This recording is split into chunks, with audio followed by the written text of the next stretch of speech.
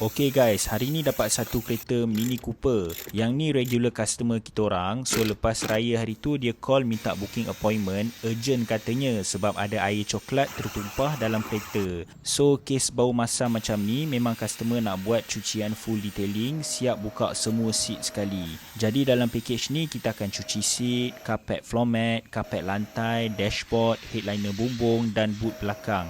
Selalu dekat bahagian boot belakang ni lah tempat lipas bersarang daripada tok nenek dia sampailah ke anak cucu dia. Package ni dah termasuk sekali dengan peracul lipas. Okey, korang berminat nak booking servis cucian macam ni, klik link dekat bio profile atau WhatsApp je nombor dekat caption bawah. Nanti korang just isi details, pilih je nak package yang mana satu. Kalender pun ada sekali, korang boleh tengok tarikh yang available. Booking appointment, kita collect deposit sebanyak RM50 sahaja. Inilah air kotor yang kita sedut daripada seat kereta. Bau masam tadi daripada susu coklat pun dah hilang. Buat masa sekarang, tim kita orang cover area KL dan Selangor sahaja. Kalau korang suka dengan video cucian macam ni, komen puas hati. Komen sekali bagi rating satisfaction daripada level 1 hingga 100 bintang. Lepas tu share lah video ni dengan kawan-kawan korang.